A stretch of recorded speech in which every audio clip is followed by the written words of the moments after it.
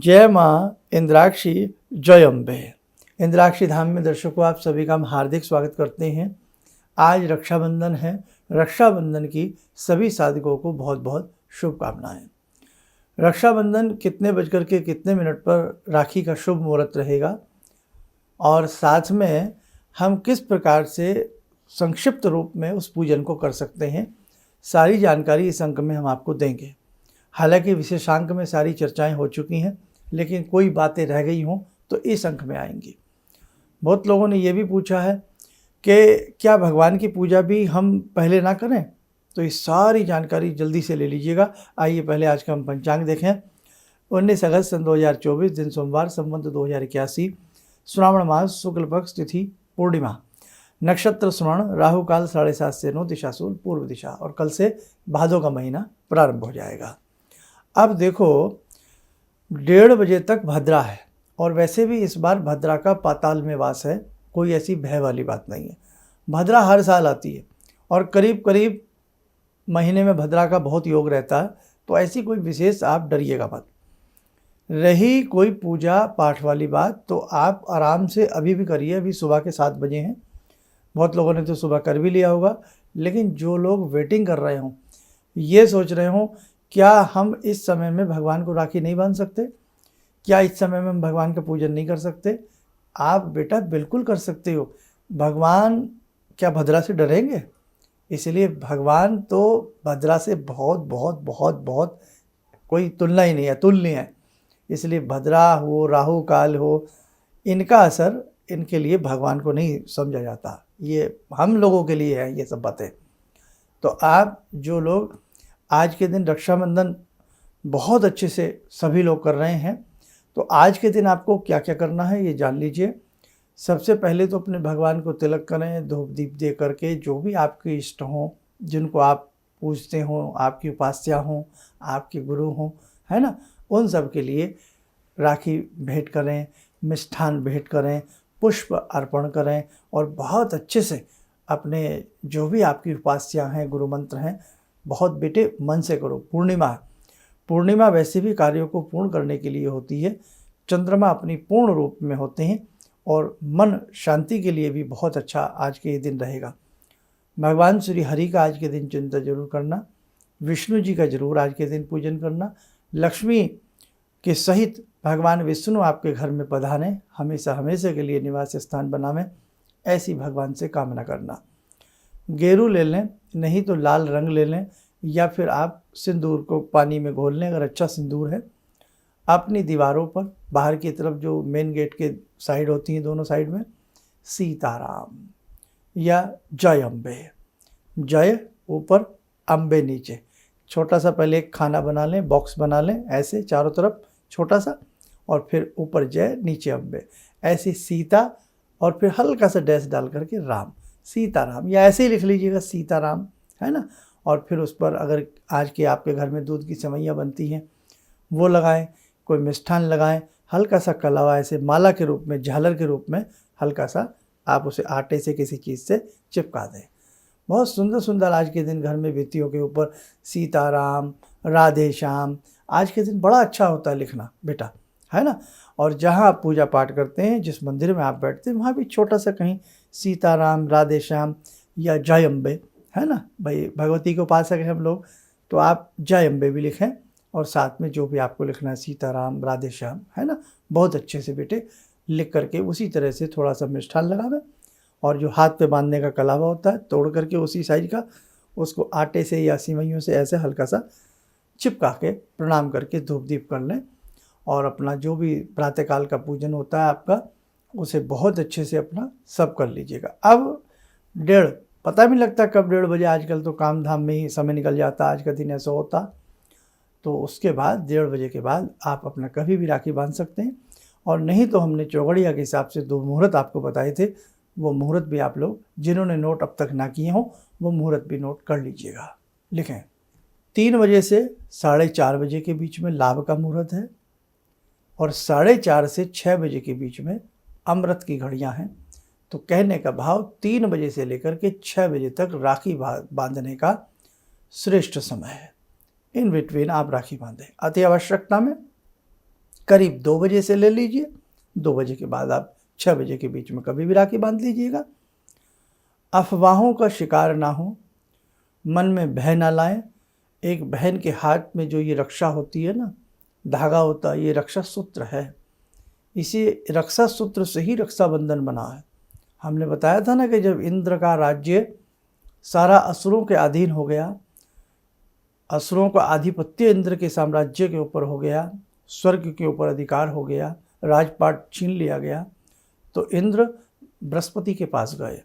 बृहस्पति देव से प्रणाम करके बोले कि हे देव, सारा साम्राज्य असुरों के अधीन हो गया है, मैं बड़ा चिंतित हूँ, अब मैं क्या करूँ, जान पर बनाइए।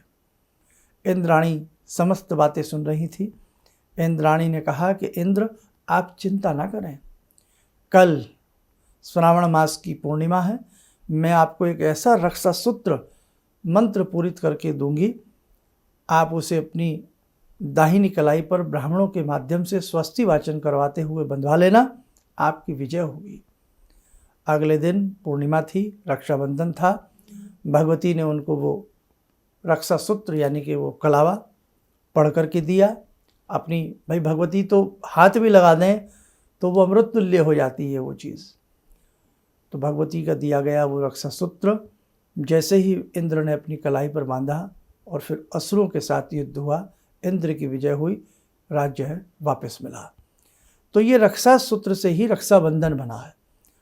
तब से प्रचलन ये रक्षाबंधन का है। और भी अनेकों इसके बारे में प्रसंग हैं, आपने भी अनेकों प्रसंग सुने होंगे, पर ये बड़ा अच्छा भगवती का हमें लगता है। और हमारा कोई पाठ हो, छोटा पाठ हो, बड़ा पाठ हो, घर में कोई कर्मकांड हो, पूजा हो, सभी में ब्राह्मण हमें ये रक्षा सूत्र बांधते हैं ना।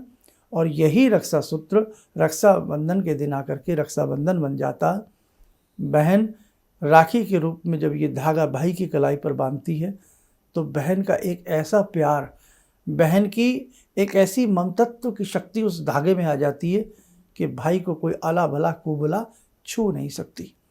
बहन का ये शुभ प्रेम भाई के प्रति ऐसा होता है कि भाई की दीर्घायु के लिए बहन कामना करती है, लंबी आयु के लिए भाई की कामना करती है, भाई की सुख सुविधाओं के लिए, स्वास्थ्य के लिए बहन कामना करते हुए ये धागा दाहिने हाथ पर बांधते हैं।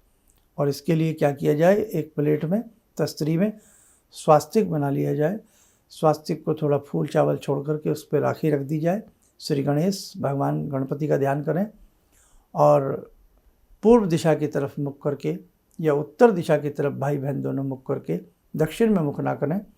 फिर बहन भाई के दाहिने हाथ पर कलावा बांधे और भाई उस वक्त सर के ऊपर अपना हाथ रखे। और उसके बाद जो भी आपसे सौभाग्य द्रव्य बनता है, जो भी द्रव्य बनता है, वो अपनी बहन को आप भेंट देंगे। ध्यान रखना, पैसों के लिए कोई बहन भाई के घर नहीं आती। अव्वल तो ये शब्द बड़ा गलत है, भाई का घर। बहन भी तो उस घर में रही है, बहन ने भी उसी पेट से जन्म लिया है, उसी कोख से जन्म लिया है जिससे भाई ने लिया है। एक माँ की दो संतानें अलग नहीं हो सकती। इसलिए बहन बहुत प्यार से उस दिन अपने घर आती है ना। वो पैसों के लिए नहीं आती। उस धागे की तुलना, उस प्रेम की तुलना, उस रक्षाबंधन की तुलना आप पैसों से मत करिएगा। आजकल कई बार ऐसी फोड़ वीडियो, ऐसे कोई मजाक उड़ाने वाली वीडियो बन जाती हैं, तो बेटा उन वीडियो को नकारें, उन चीज़ों को बढ़ावा ना दें, कदापि उन चीज़ों को लाइक ना करें, उन चीज़ों को ख़त्म करें। समझे आप, हमारे ये 30 त्यौहार हैं। संसार में जितने 30 त्यौहार और जितनी सुंदरता के प्रतीक सनातन धर्म में हैं, आपको कहीं देखने को नहीं मिलेंगे। कहाँ करवा चौथ पर हैं बच्चियाँ अपने पतियों की दीर्घायु के लिए कामना करती हैं, और कहाँ रक्षाबंधन के रूप में बहनें अपने भाइयों की दीर्घायु के लिए कामना करते हुए व्रत रखती हैं और फिर राखी बांध करके वो अंजल ग्रहण करती हैं। ऐसा तप, ऐसा प्रेम आपको देखने को नहीं मिलेगा। इसलिए अगर आपकी बहन किसी बात पर आपसे नाराज़ हो या आप बहन से नाराज़ हो, तो बेटे रक्षाबंधन के दिन उस नाराज़गी को तोड़ दें, उस नाराज़गी को त्याग दें। बहन है, वो आपको याद करती है, वो आपके साथ बचपन में बहुत आपको चिढ़ाती थी, आप उससे लड़ते थे, झगड़ते थे, और वो लड़ना झगड़ना कैसा होता था, प्यार का होता था, है ना। तो बहन का भी तो मन करता है कि मैं अपने भाई से मिलूं, बहन का भी तो मन करता है कि मैं अपने भाई को वो बचपन वाला प्यार दूं, बहन का भी तो मन होता है ना। इसलिए सबके मन को रखना चाहिए। आज हम कोई व्यापार करते हैं तो सबके मन को खुश करने के लिए व्यापार करते हैं, आओ साहब चाय पी लीजिए, पानी लाओ, ये लाओ। अरे वो तो व्यापार हुआ। जब व्यापार में आप इतना ध्यान रखते हैं तो भैया घर में उससे कहीं ज़्यादा ध्यान रखिए, अपने मम्मी का, पापा का, बहन का, स्वयं का, है ना, सबका ध्यान रखिए। और जिनके यहाँ माता पिता नहीं है तो बहन और मजबूर हो जाती है। माँ होती है तो बुला लेती है, पिता होते हैं तो भी कह देते हैं। अब माता पिता है नहीं, है ना, और कई बार रिश्ते धूमिल कमज़ोर पड़ जाते हैं। तो उस स्थिति में बहन कहाँ जाए? ससुराल में रहेगी तो वहाँ भी कई बार उसको ताने मिल जाते हैं कि क्यों बुलाया तुम्हारे भाई ने। तो भैया ऐसा काम ना करें। कम से कम आज के दिन तो कम से कम ये सोचें कि मेरा अंश, जो ब्लड, जो खून, जो रक्त मेरी भुजाओं में है, मेरे शरीर में है, वही रक्त मेरी बहन के अंदर है। तो इसलिए भैया ये रक्षाबंधन का त्यौहार है, ये बंधन का त्यौहार है। इस बंधन को बांधें, इस बंधन को तोड़ें ना, इस बंधन को चटकाएं ना। इसलिए बंधन है ये, इस बंधन को समझें, किसी की बातों में ना आए, किसी की बातों में ना आए। इसलिए ध्यान रखें, बहनें भी और भाई भी, आज के दिन बढ़ चढ़ करके एक दूसरे को हम प्रेम देने का प्रयास करें। और जिस घर में बहन हंसी खुशी आती है ना, उस घर की लक्ष्मी लौट आती है, उस घर की प्राण प्रतिष्ठा लौट आती है, उस घर की किस्मत लौट आती है। इसलिए ध्यान रखना, सत्य सनातन धर्म में आप बेटा जी रहे हैं, सांसें ले रहे हैं, इसलिए बहुत प्यार से इन त्योहारों को मनाइएगा। आप नहीं मनाएंगे तो बेटे कल आपके बच्चे नहीं मनाएंगे। और देखो हमारे ऋषि मुनियों की क्या हृदय, विशाल सीना हमारे ऋषि मुनियों को रहा है। हज़ारों वर्ष पूर्व उन्होंने देखा कि ऐसा कलिकाल आएगा, कोई किसी से बात नहीं करेगा, कोई किसी से प्रेम नहीं करेगा। लेकिन आपको मालूम है, आपको मालूम है, क्या मालूम है, ये 30 त्यौहार आज भी हमें बंधन में बांधे हुए हैं। अगर ये 30 त्यौहार भी ख़त्म हो जाए ना तो कोई किसी से बात ना करे। इसलिए वास्तव में हम ऋणी हैं अपने ऋषियों के, मुनियों के, कि उन्होंने हमें ऐसे बंधनों में बांधा है कि आज हम उनकी देन से इन संबंधों को जीवित रखने का प्रयास कर रहे हैं। समझे आप? इसलिए ध्यान रखें, ये खुशी का बंधन है, ये प्रेम का बंधन है, ये रक्षा बंधन है, ये भाई बहन के प्रेम का बंधन है। इस बंधन की गरिमा को समझिए, इस बंधन की बंधनता से बंधिएगा आप लोग, इससे मुक्त होने का प्रयास मत करिएगा आप लोग। बस ज़्यादा ना कहूँ, आप लोग भी आज के दिन भी जिए, आप भी अच्छे से काम काज कीजिएगा और बस सूक्ष्म तरीके से जितना आपसे बने अच्छा सा मनाइए। बच्चों के संग मनाइए ताकि बच्चों को पता लगे कि हमारे 30 त्यौहार, हमारी कल्चर क्या है, किस प्रकार से हमारी संस्कृति है ना। और ये फोड़ता की बातों में मत आइए कि आपकी राशि ये है तो इस रंग की धागा बांधें, आपकी राशि ये है तो ऐसी कलाई बांधें, ऐसे करें वैसे। अरे भैया कहाँ हैं आप? ये सब नौटंकी कब से चली है? अब चल रही है 2-4 सालों से। ऐसी नौटंकी में मत बंधिएगा, ये सब फिजूल की बातें, ये सब बेकार की बातें।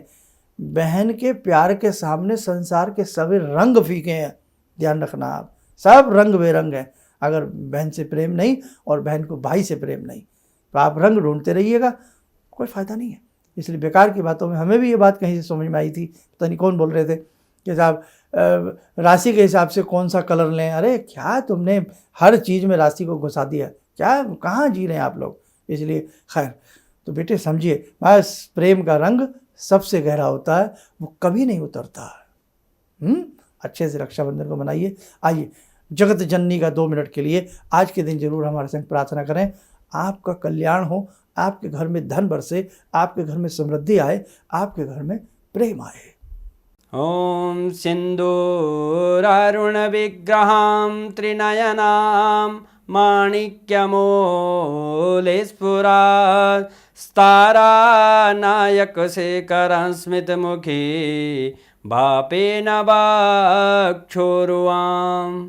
पाणिभ्यामलपूर्णरत्नचषकां रत्नोत्परां बिभ्रति सौम्यां रत्नगटस्थरक्तचरणां ध्यायेत् पराम् अम्बिकाम् खड्गं चक्रगदेषु चापपरिगान् चूलम्बुसोण्डिं शिरा शङ्खं समदधतीं करे स्त्रीनयनां सर्वाङ्गभूषावृतां नीलासमद्युतिमास्य पाददशकां सेवे महाकालिकां यामास्तो स्वपितैहरो कमलजो हन्तुं मधुं कैटवम् विद्युद्दामसमप्रभां मृगपते स्कन्दस्थितां भीषणां कन्या विहकरवालखेटविलसा धस्ताविरासेवितां हस्तेश्चक्रगदाशिखेटविशिखां चापं गुणं तर्जनीं विप्राणामलिलात्मिकां शशिधरां दुर्गां त्रिनेत्रां भजे। कवच बना ले, ध्यान करें, जगत जननी का शुभ आशीष हम सबके ऊपर बरस रहा है।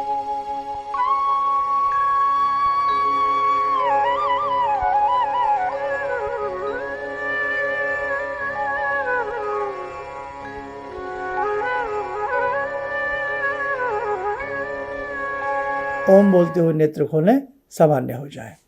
देखो साधकों, कोई बात मेरी आपको चुभती होगी, शायद मुझे लगता है ऐसा, लेकिन बेटा मैं आपके लिए बोलता हूँ, इसलिए आप हमें कुछ भी समझें, लेकिन हम आपको बहुत हृदय से जो भी बताते हैं बहुत मन से समझाते हैं।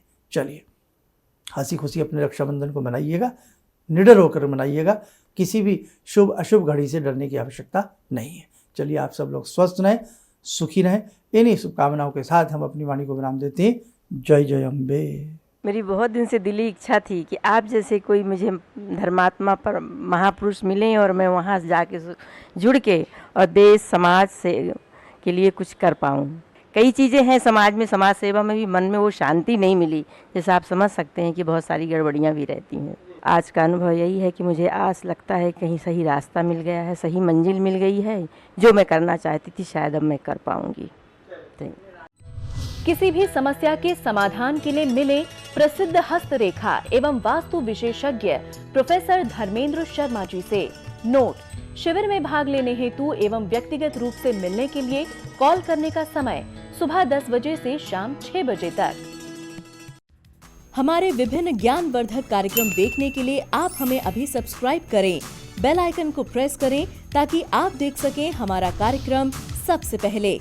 और अधिक जानकारी के लिए फेसबुक पेज को लाइक करना न भूलें।